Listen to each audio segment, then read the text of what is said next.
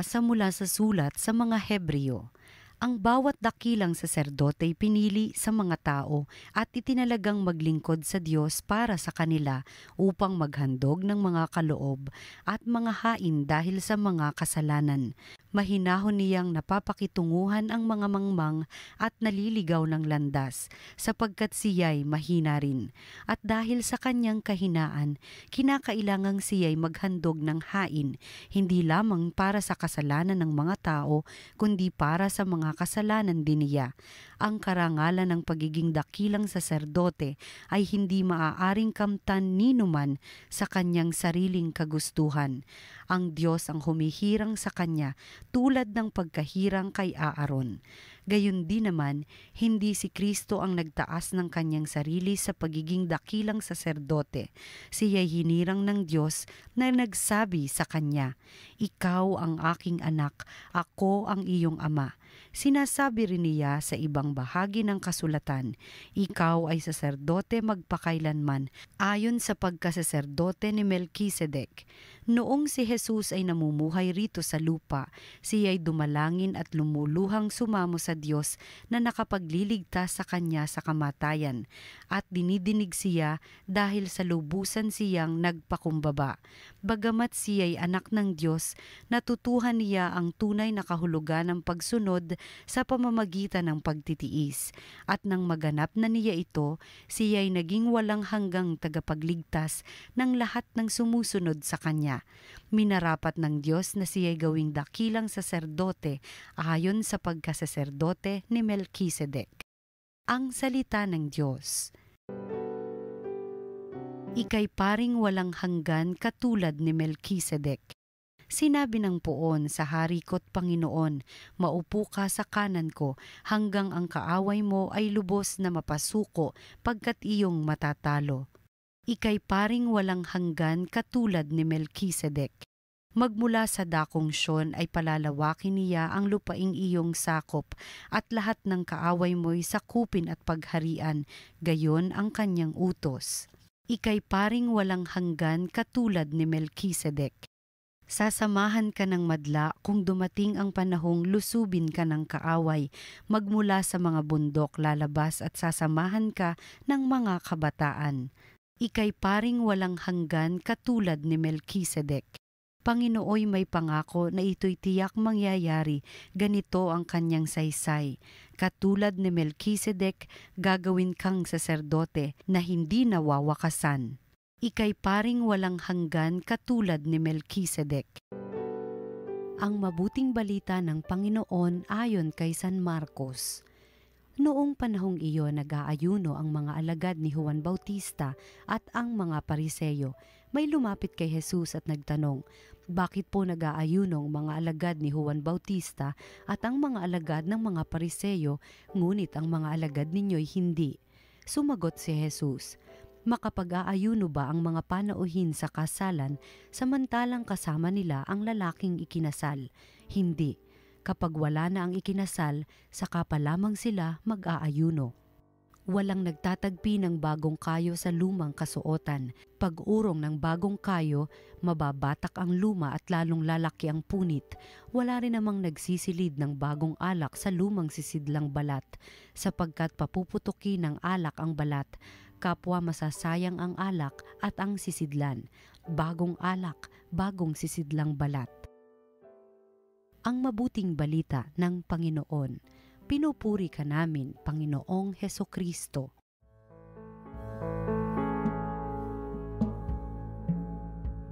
Magandang araw mga kaparokya. Tara, simulan natin ang linggong ito sa pagninilay natin sa salita ng Diyos, salita ng buhay. Kasama po ako, Father Kevin Crisostomo. Sa Ebanghelyo natin ngayon, merong magandang linyang sinabi ang ating Panginoong Hesukristo tungkol sa alak. At nabanggit na dito ang katagang bagong alak, bagong sisidlang balat.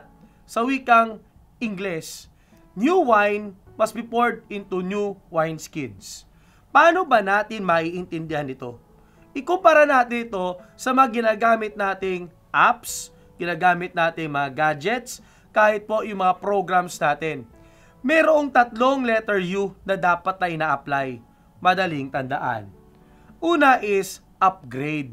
Hindi ba minsan may mga apps tayo, kailangan natin upgrade para magkaroon ng mas bagong version. Pero hindi lang mas bago kundi mas mabuti yung features. Mga kapatid, ganito rin po inahamon ni Jesus sa mga Pariseo at sa mga eskriba na tinatanong si Jesus tungkol sa pag-aayuno. Bakit? Kasi mayroong dahilan ng pag-aayuno. At ang dahilan na ito ay paghahanda ng kanilang sarili. Kaya lang yung dahilan para lumipas na. Sapagkat yung pinaghahandaan nila ay dumating na. Kaya kailangan mag-upgrade. At mga kapatid, kailangan din po mag-upgrade ng ating kalooban, mag-upgrade ng ating sarili para tayo ay mas maging mabuti. Mas mabuti, mas magandang version. Ito ang hamon, hindi lamang sa mga Pariseo at Eskriba, kundi para sa ating lahat.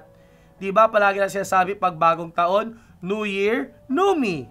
Kailangan bago, kailangan upgraded, kailangan mas bumubuti sa araw-araw. Pangalawang letter U is update. Kailangan napapanahon din. Bumabagay sa kung anong nangyayari sa karaniwang panahon. At ito rin yung sinasabi ngayon ni Jesus dito sa mga nagtatanong tungkol sa pag-aayuno, lalo na kanyang mga alagad.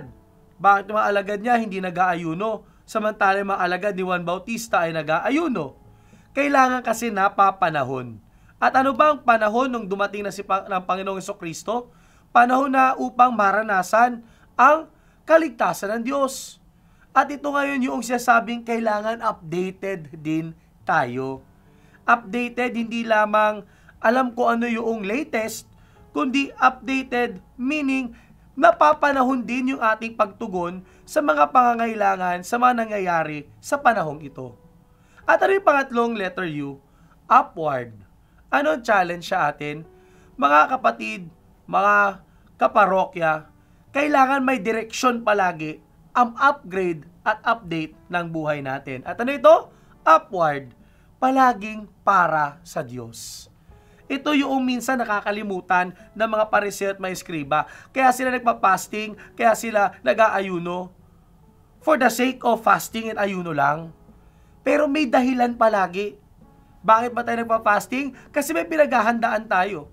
Bakit tayo nagpa-fasting? Kasi may sakripisyo tayong naisilaan. Bakit tayo nagpa-fasting? Kasi alam natin mayroong mas maganda na naghihintay. Mas maganda na dapat natin paghandaan.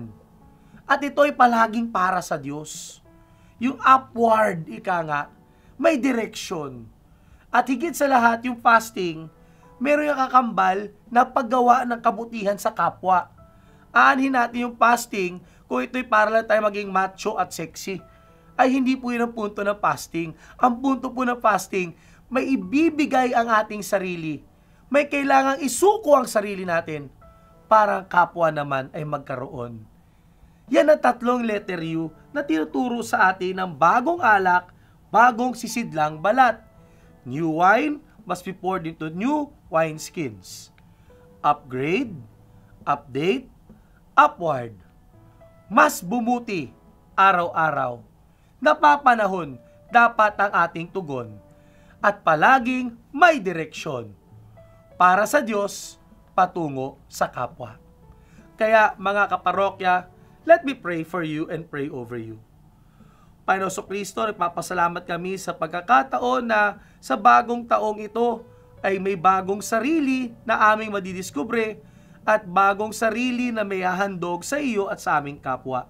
Basbasan niyo kaming lahat, Panginoon, nawa sa pagbuhos ng bagong alak ng iyong mga chances and opportunities, ng iyong love at hope at forgiveness sa amin, nawa ay maging handa din ang aming sisidlan ng buhay upang ito ay aming matanggap, upang tumaas ang antas ng aming pamumuhay at palagi itong nakatuon at nakatugon sa iyo.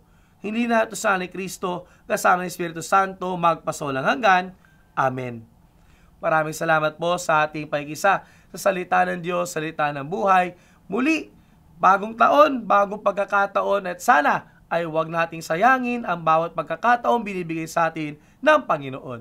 Like us and follow us in our social media platforms, TV Maria Philippines. Watch, like, share, and inspire. God bless, and we'll see you soon.